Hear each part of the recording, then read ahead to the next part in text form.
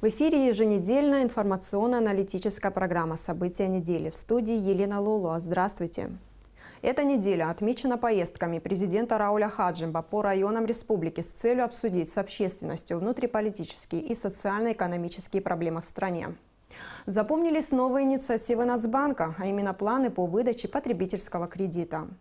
Православные христиане отметили крещение Господня. Во всех храмах Абхазии прошла божественная литургия и чин великого освящения воды.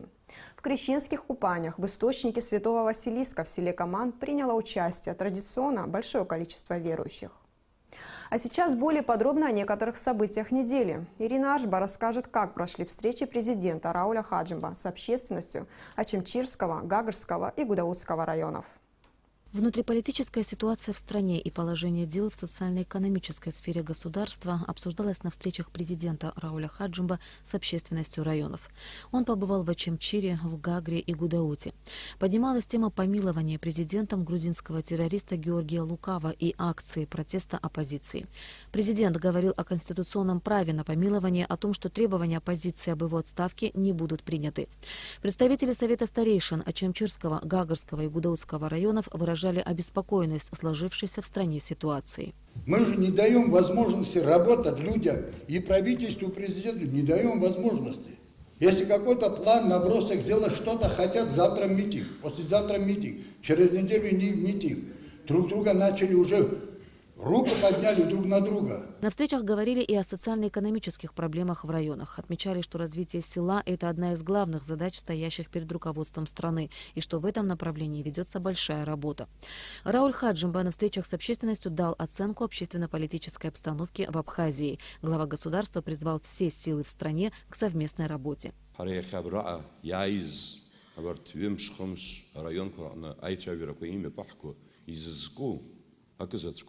Хажлар ирей харкартипш ярбану хтусу хунткаррана я приайга абртамшку имя писваз изохказ ханиза пхезо казацко хайцавира маджу хай лухара арцахи воутосстухан хзалунге ариу яцфер ариу зяцфер дашадру яцфер варави хада хтзам зыштохой Хара абри ханагумц акят физихчагоз зеге шгозыбылва абри амир ханукумла хажлар аджикны рыхацара езгоуско ханрыламга хара өнткар зыгылой сахя хаудзу хажахыр войтаси нейбытын абра аишхыз зеге абра икгулоз вахыкишнаге ла халмшарге зигдок абри амиоп хазку ва хапсыхо хамац агирах абра хайра Абра айтор рзаги структура рехабацва арисманс заз сшени азгет ханагуц ирахароб дерге зеги бзезен ирдерозаро хажла жгамцва агамцрак зхкё ваха дачакала знейша хамац. В ходе встреч жители сел имели возможность задать главе государства интересующие их вопросы. В основном о развитии инфраструктуры, о проблемах разбитых дорог, о бесперебойном электроснабжении сел. Рауль Хаджимба ответил на все вопросы. Ирина Ашба для событий недели.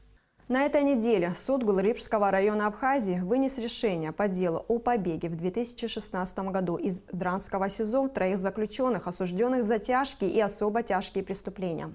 Заключенные скрылись на территории Грузии, а сотрудники тюрьмы получили за халатность и превышение должностных полномочий штрафы от 30 до 50 тысяч рублей с лишением права занимать должности в системе органов внутренних дел Абхазии на 1 год. Историческую драму «Келешбей» режиссера Шалвы Гыцба представил зрителю Государственный молодежный театр. Премьера спектакля прошла на сцене Абхазского государственного драматического театра имени Самсона Чанба и была встречена продолжительными овациями.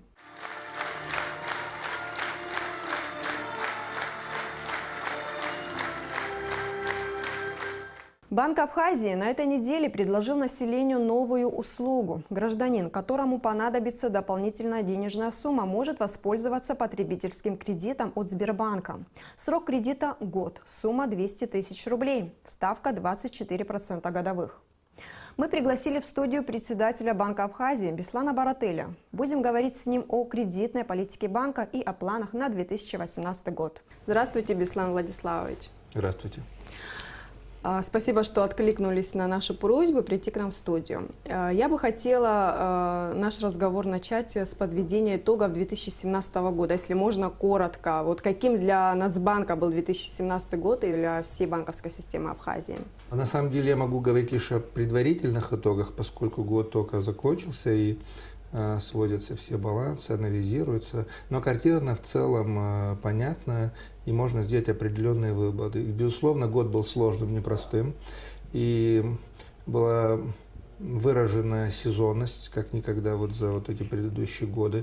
То есть очень сложный период прошлого года был весенний, когда спад деловой активности наблюдался, дефицит ликвидности в стране, и потом такой бурный рост активности и в банковском секторе во втором полугодии, начиная с июля до практически до конца декабря.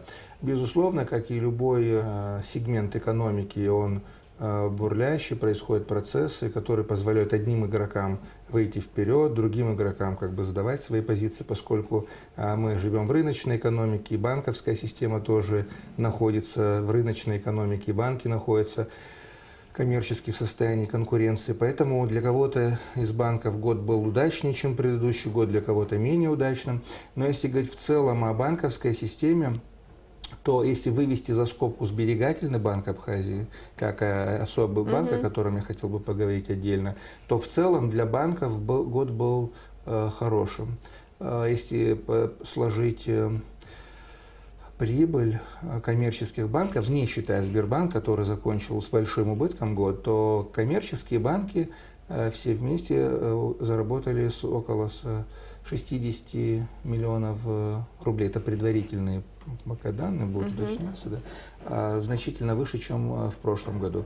Национальный банк тоже завершил год с хорошим финансовым результатом, увеличив прибыль по сравнению с прошлым годом. Хотела подробнее остановиться на Сбербанке, на ситуации, которая там сложилась. Там введена временная администрация до мая. Как вы говорили, там сложилось серьезное бедственное положение, что в результате неэффективного многолетнего менеджмента у банка накопились убытки порядка 1,5 миллиарда рублей. Полумиллиарда. Полмиллиарда рублей. Какая сейчас там ситуация, когда будет назначен новый председатель? И вообще вы очертили круг лиц, которые ответственны за ту ситуацию, которая там сложилась? Значит, временная администрация работает с 13 ноября практически до ночи. Каждый день сидим и планируем, как провести завтрашний день, какие внедрить новые программы с тем, чтобы, значит, стабилизировать ситуацию и, значит, поднять сберегательный банк. А мы поставили амбициозную задачу к середине этого года вывести сберегательный банк в зону прибыли с тем, чтобы, начиная с лета и дальше, он постоянно зарабатывал прибыль. На первом этапе это сделать невозможно, потому что накопились очень большие проблемы, но самая главная задача, которая была поставлена перед временной администрацией, она решена, мы стабилизировали платежи. То есть нет задержек в платежах, клиенты могут осуществлять расчеты, и своевременно выплачивается пенсия. Мы сейчас работаем над оптимизацией штатного расписания, идет ремонт в некоторых отделениях, то есть мы хотим и внешний вид привести сберегательного банка в соответствии с современными требованиями. То есть эта задача с платежами, она практически решена у нас, и идет активная работа с кредитным портфелем сберегательного банка, идет полная инвентаризация. Мы работаем практически с каждым заемщиком, который брал кредиты и своевременно их не вернул. Много таких? Таких достаточно много. Скажу вам честно, люди ведут себя по-разному. Многим предлагается заключить дополнительное соглашение, утвердить новый график погашения. Есть люди, которые с удовольствием откликнулись на такие, так скажем, предложения со стороны сберегательного банка, приходят, погашают проценты, подписывают новый договор о пролонгации, о рассрочке и обслуживают его. Есть, которые неохотно идут на эти, значит, предложения, но по итогам нашей работы мы будем полностью обнародовать весь список тех, кто отказывается сотрудничать со Сбербанком, потому что общество уже давно требует, значит, этих списков. Мы секретов не держим, просто мы не хотим оглашать тех людей, которые готовы работать. То есть люди ведь по разным причинам оказались в ситуации, когда столкнулись с невозможностью вернуть кредит. Кто-то умышленно как бы взял кредиты и умышленно не возвращает, а кто-то планировал там, вложить деньги в бизнес, заняться какой-то деятельностью, но так сложились обстоятельства, что он столкнулся с проблемами и не может своевременно погасить. Но мы понимаем, что это сложности объективного характера, и к таким людям идем навстречу, поэтому и предлагаем подписать доп. Соглашение, продлеваем сроки возврата кредита, утверждаем новые графики. То есть подходим гибко, стараемся учесть возможности того или иного заемщика. Но по итогам работы временной администрации, безусловно, мы будем все это афишировать и придавать огласке. Вообще, о какой сумме идет речь, чтобы мы понимали масштабы происходящего? Речь идет о том, что сегодня кредитный портфель сберегательного банка составляет чуть более миллиарда рублей. То есть, грубо говоря, миллиард 100 миллионов, вот об этой сумме идет речь. Из них половина всего кредитного портфеля, то есть около 600 миллионов рублей, выдано юридическим лицам. Юридическим лицам, из которых только 30% обслуживает очень хорошо, а 70% юрлиц обслуживают в той или иной степени, а некоторые вообще не обслуживают свои, значит, кредиты. То есть вот этот портфель 70% из 600 миллионов, с которым работает сейчас временная администрация. С индивидуальными предпринимателями, которые брали кредиты в сберегательном банке, 50%, ну я округляю, значит, эти цифры, ну половина индивидуальных предпринимателей обслуживает свои кредиты идеально, своевременно, как положено и так далее. Половина либо плохо, либо вообще не обслуживает. То есть с ними тоже работает, значит, временная администрация. Единственный кредитный продукт, который обслуживается очень хорошо и работает, и приносит доходы банку, это кредитование держателей карт АПРА. На данный момент сберегательный банк выдал около 7 тысяч кредитов под карточки АПРА. Возвратность 99,97. У нас только 5 случаев за всю историю, вот пока выдавались кредиты по карте АПРА, когда, к сожалению, умирал заемщик и через какое-то время поручитель. Приблизительно какое количество граждан отказываются возвращать кредит? Ну, наверное, треть. Собираются материалы, передаются дела в суды. Да, вы работаете на с судами. сегодняшний день на 80 миллионов рублей уже передано в суды. Еще на 25 миллионов подготовлено Сбербанком, которые будут переданы в ближайшее время. Но что мы замечаем, как только материалы собираются на передачу в суд, сразу приходят заемщики и сами предлагают. То есть это эффективная мера воздействия? Но, видимо, для какой-то категории заемщиков она оказывается эффективной.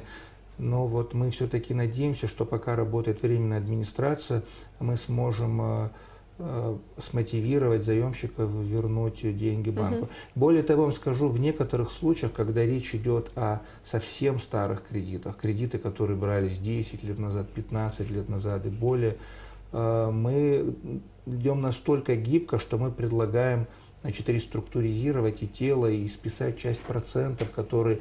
Ведь, понимаете, дело в том, что кредиты, которые брались в 90-х годах, в начале 2000-х, они брались под совершенно другие ставки. То есть у нас есть истории, когда заемщик взял 100 тысяч рублей, а ему набежало 1,5 миллиона проценты. Потому что в те времена инфляции, гиперинфляции, ставка процента была 72% годовых.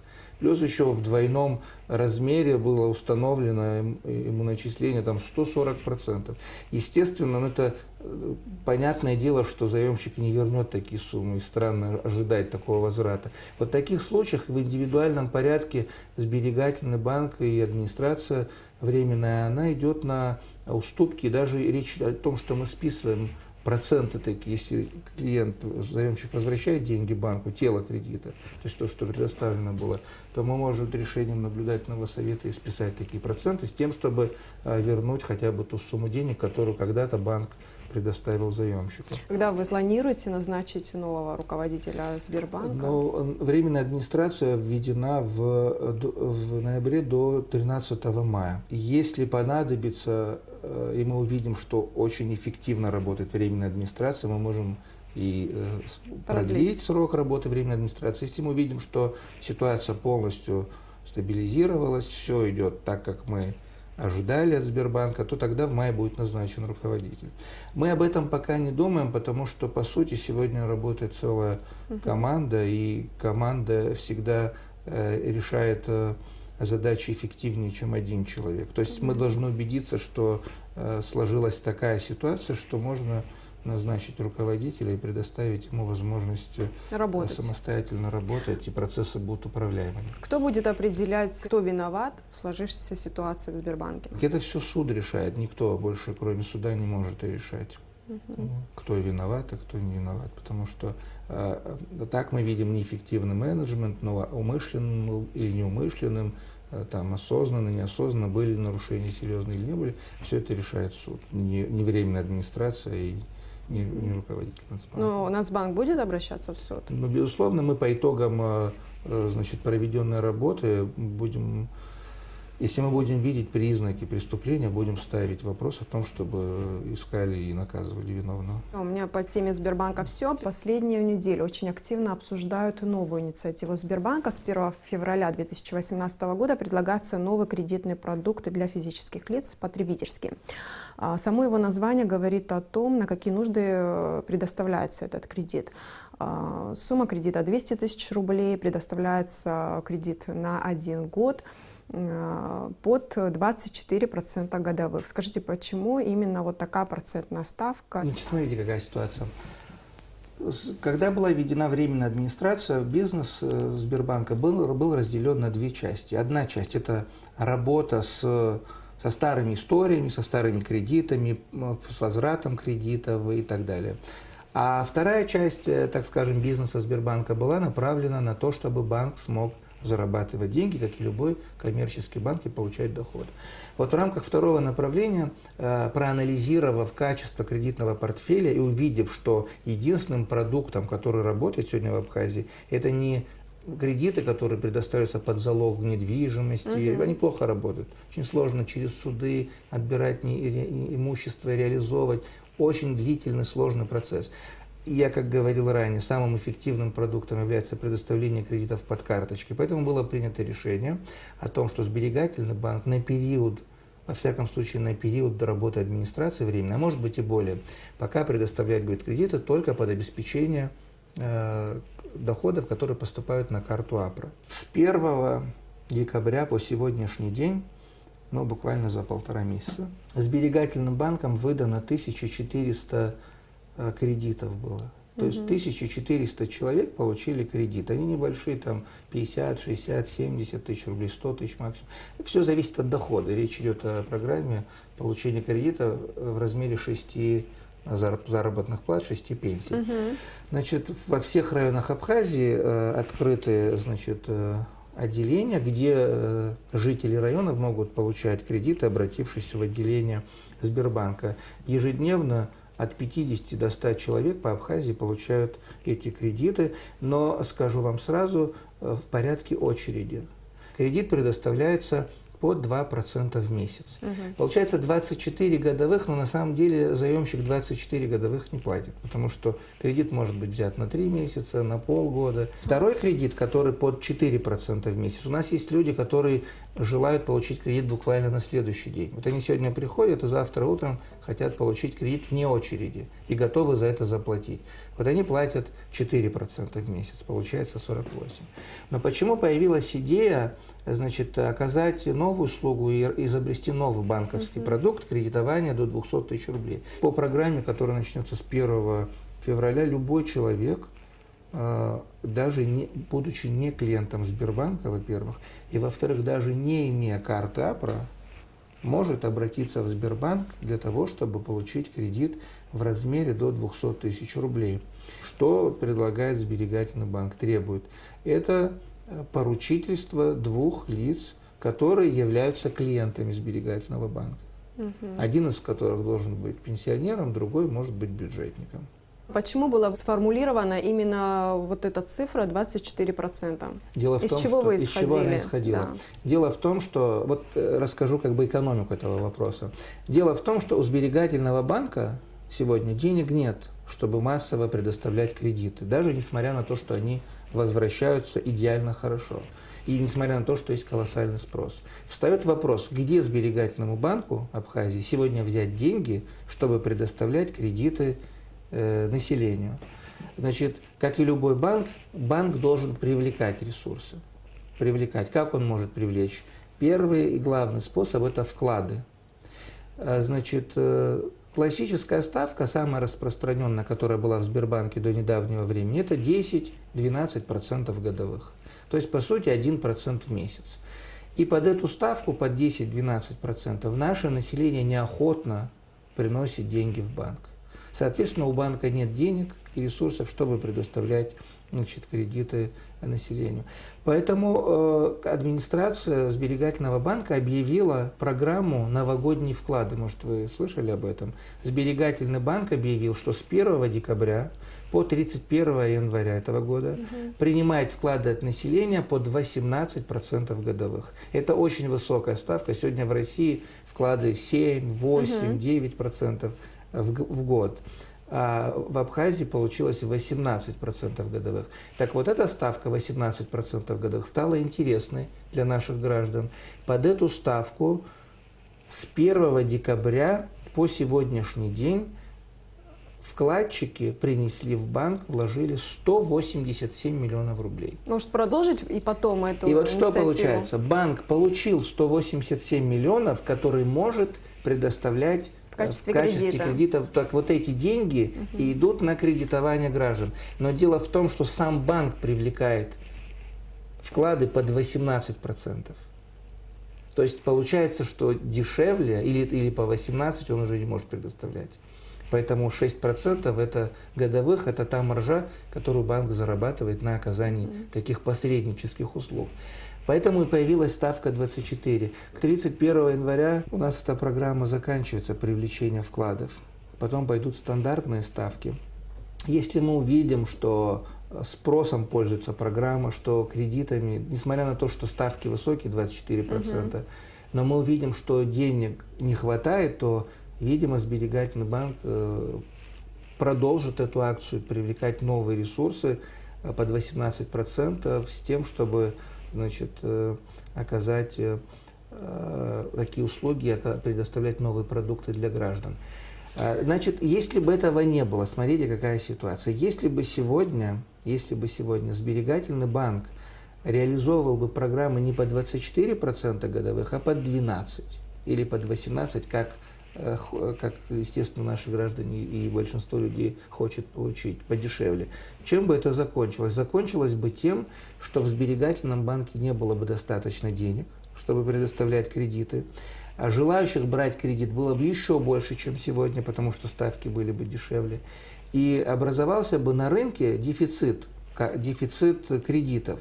То есть, грубо говоря, на один кредит 200-тысячный было бы 100 человек, желающих его получить. А как всегда, когда спрос в разы превышает предложение, это основа для коррупции, для связей, для блата и всего остального, от чего мы хотим отказаться. Именно поэтому ставки сегодня, к сожалению, высокие, потому что они приближены к рыночным. Сберегательный банк сегодня приостанавливает кредитование под залоги, под обеспечение, вот то, что было раньше, недвижимости, коммерческой и некоммерческой, поскольку эти Насколько программы... известно, очень много недвижимости у Сбербанка накопилось. Это та же тема, которую мы будем развивать и скоро выставлять на продажу активы непрофильные Сберегательного банка. На сайте будет вывешено объявление. На сегодняшний момент подготовлено около 25-30 объектов, которые находятся в Сберегательном банке как непрофильные. То есть это бывшие залоги, которые...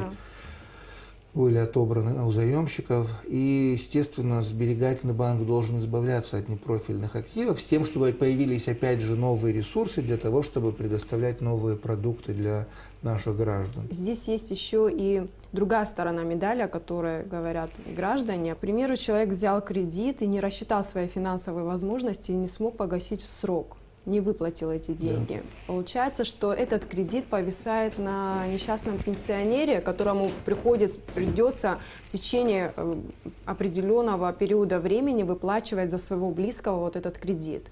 Значит, смотрите, Вы вообще прогнозируете эту ситуацию? Хорошо, что вы этот вопрос задали. Я надеюсь, телезрители внимательно отнесутся к тому, что я сейчас скажу. Безусловно, во-первых, вы должны понимать, что кредит – это не социальное обязательство государства. Нет такой задачи, вот, чтобы каждый гражданин получил кредит.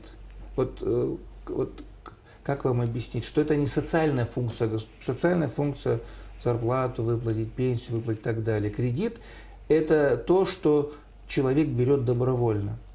Поэтому первое, естественно, нужно взвесить все свои возможности, потому что в отличие от предыдущих кредитных продуктов, где кредит списывается с карточки самого заемщика, то есть я бюджетник, я пошел в банк, получил кредит, и с моей зарплаты или с пенсии списывается сумма, и я знаю, за что с меня списали. Я взял кредит, логично, что с меня списывается сумма.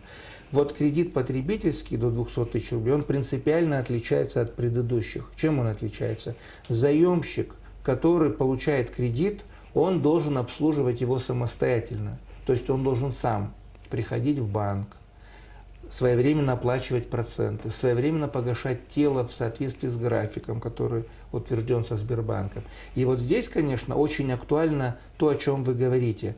Поручитель – это не лицо, которое существует для галочки. Я хочу, чтобы все прекрасно понимали, наши граждане, что если вы даете согласие на поручительство, то есть вы поручаетесь за этого человека, это означает, что в принципе вы несете ответственность за этого человека, который, значит, должен вернуть деньги в банк. Это очень важно, потому что если поручитель не несет ответственность за того, за кого он поручается, как может банк нести ответственность и предоставлять кредит человеку, которого он не знает, который не является ни клиентом, пришел с улицы и так далее. Поэтому я обращаюсь ко всем телезрителям, если вы даете согласие на то, чтобы быть поручителем, вы имейте в виду, что вы тоже фактически являетесь лицом, который в той или иной степени рискуете, поскольку в случае невозврата кредита будут списывать деньги с поручителя. В этом случае, если вы не уверены в человеке, то лучше просто отказаться в предоставлении поручительства. Большинство граждан Абхазии, как показывает тот же и работа в банке, и работа с кредитным портфелем, они более ответственны. То есть нет такой задачи взять деньги и не вернуть. Люди, как правило, чем меньше сумма, тем более ответственные заемщики, оказывается. Больше проблем с теми, кто крупные суммы брали там, под залог бизнеса и так далее. А пенсионеры, бюджетники – это самые, так скажем, эталонные наши заемщики, которые, значит, как положено, по часам все обслуживают. И на таких, кстати, людях и держится и страна, и банковская система. И мы как раз-таки думаем, что такими заемщиками будут все остальные тоже. Национальный банк разработал еще несколько программ кредитования. Да? Была программа, трехлетняя программа льготного кредитования малого и среднего бизнеса, предпринимательства. На нее было выделено, если мне не изменяет память, 200 миллионов рублей. Вот скажите, вы довольны, как была реализована эта программа? В целом, конечно, довольны, потому что мы изучили картину. Пока сроки не все подошли к концу, окончание программы будет у нас в конце этого лета. По итогам реализации этой программы будет проведен анализ и объявлены, значит, результаты этой программы, потому что всем интересно, что же в итоге получилось, что она дала, сколько рабочих мест и так далее и тому подобное. Но уже видно одно, что в целом она состоялась, но если сегментировать по видам кредитования, то она прошла не одинаково. Идеальнее всего оказались заемщики, которые брали кредит под торговлю. Но это логично, потому что это живые деньги, живой оборот и так далее. То есть все заемщики, которые, значит, брали под торговлю, они погасили кредиты, даже многие досрочно. Немного хуже по сельскому хозяйству, наверняка. Нет, по производству.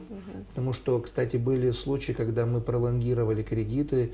Это связано с тем, что вот стихийные бедствия, наводнения были, даже ущерб этими стихийными бедствиями был нанесен бизнесу. То есть мы в таких случаях шли навстречу и пролонгировали, значит, этот договор с тем, чтобы они имели возможность, значит, решать свои финансовые проблемы. И хуже всего, конечно, с сельским хозяйством. Кстати, то, что хуже всего будет с сельским хозяйством, было известно заранее, до начала программы, потому что сельское хозяйство всегда рискованная программа, поэтому ни один коммерческий банк в Абхазии не согласился участвовать в кредитовании проектов по сельскому хозяйству, и только Сберегательный банк Абхазии, как государственный, который взял на решает не себя эту только ответственность, коммерческие, но и социальные функции, он взял на себя этот груз, и в итоге мы столкнулись с тем, что половина, наверное, может чуть менее половины, ну там не, половина так звучит, но на самом деле речь идет о 7-8, значит, проектах, которые по сельскому хозяйству были взяты. Вот у нас с ними проблемы, то есть вышли с графиков, несколько заемщиков, клиентов банка, 5 человек, по-моему, из них 3 по сельскому хозяйству, а 2 не по сельскому хозяйству, которые вот из 170 у нас буквально вот эти 5 человек, с которыми мы вынуждены в суде встречаться и ставить вопрос об решении погашения кредита через реализацию залогового обеспечения, которое имеется в сберегательном банке. Банк продолжает активно внедрять национальную платежную систему АПРА. Эта платежная система, она ведь не только для того, чтобы обналичивать пенсии и заработную плату. У нее широкий функционал. Да, расскажите о том, когда мы, к примеру, по карте АПРА сможем оплачивать услуги ЖКХ или услуги сотовой связи, и когда карта АПРА заработает на территории России. А если первые месяцы, и статистика показывала, 99,9% всех операций с карточками АПРА, они были связаны с тем, что значит, идет просто снятие денег с банкоматов, и потом обычное оплачивание наличностью в магазинах и так далее. За вот эти 2 года культура использования карточек как средство платежа тоже увеличивается.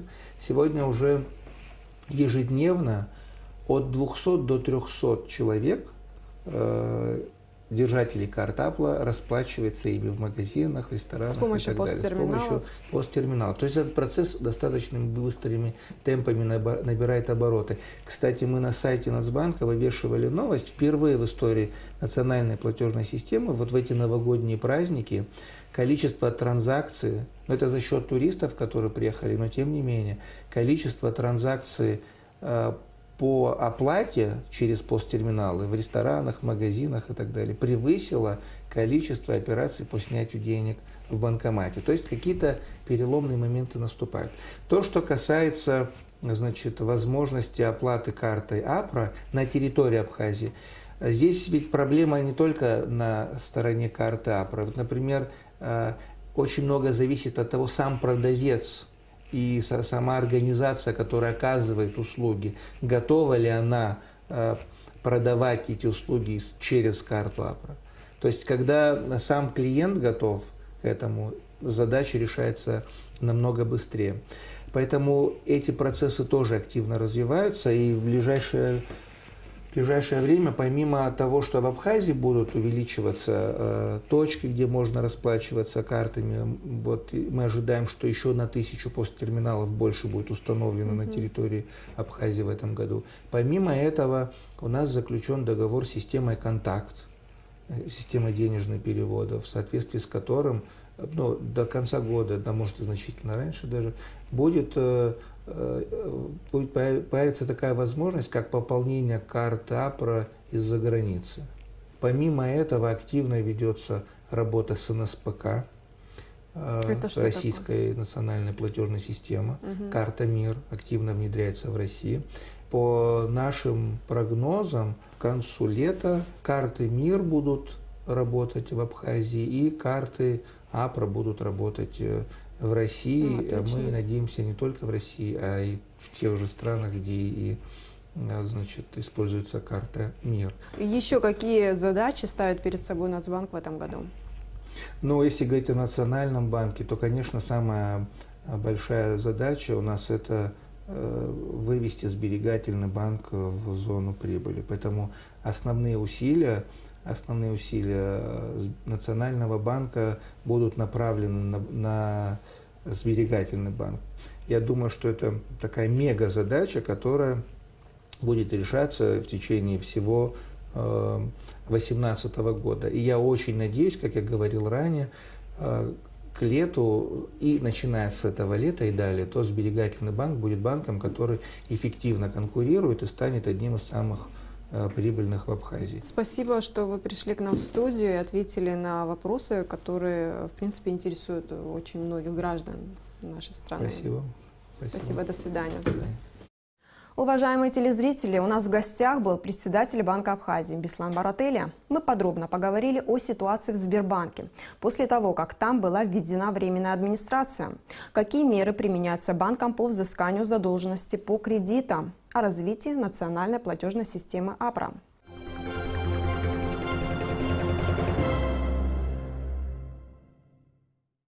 В субботу общественность Абхазии простилась с известным государственным и политическим деятелем, одним из создателей абхазской армии, генерал-лейтенантом Владимиром Аршбом. Он скончался 16 января в Сухуми на 59-м году жизни. Профессиональный военный Владимир Аршба был в числе организаторов вооруженного сопротивления в первые дни грузино-абхазской войны. В траурной церемонии прощания с Владимиром Аршба приняли участие руководство страны, общественные и военные деятели. Сотни людей, родные, друзья, руководство страны, общественность пришли к дому учителя в Сухуми, чтобы проститься с генерал-майором Владимиром Аршба, с человеком, который всю свою жизнь посвятил защите Родины в военное и мирное время. Для большинства слишком неожиданно и горькой оказалась новость о том, что его не стало.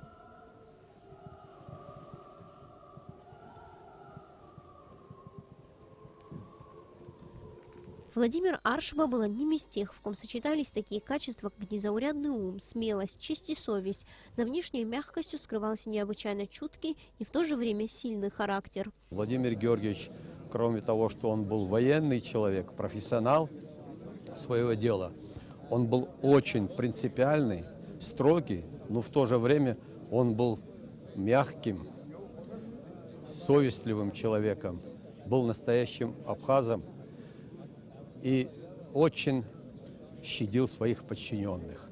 Он умел прощать, когда надо, а прощать могут сильные люди. Владимир Георгиевич был профессиональным военным. После окончания высшего артиллерийского командного училища отслужил в группе советских войск в Германии, затем в Афганистане, где был дважды ранен. В Армении он принимал участие в ликвидации последствий Спитакского землетрясения. Грянула грузино-абхазская война. Владимир Аршба в числе организаторов абхазского вооруженного сопротивления.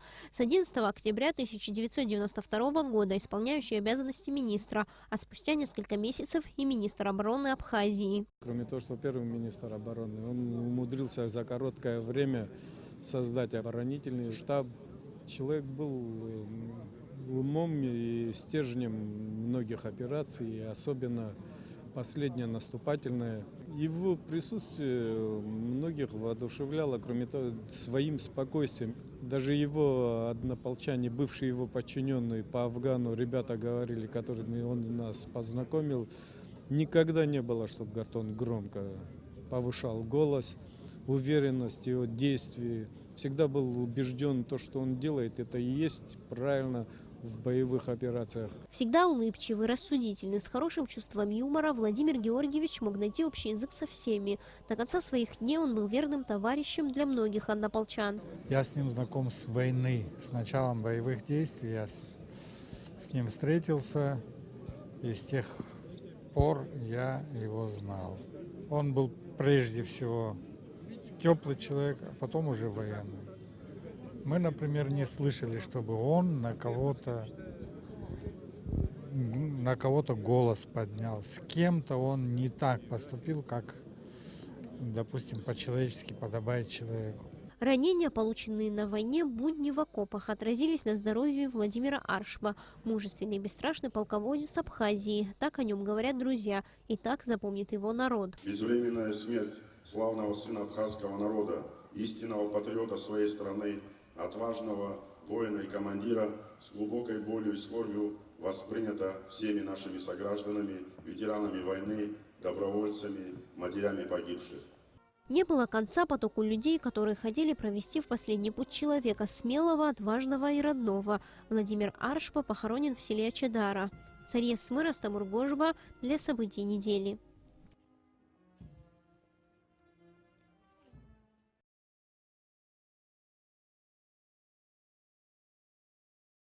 Самка переднеазиатского леопарда Виктория, пойманная в ноябре в Абхазии, в селе Лыхны, из-за судьбой которой следила вся страна. Найдена в горах мертвая через 3 недели после возвращения на волю. Об этом сообщает пресс-служба Минприроды России.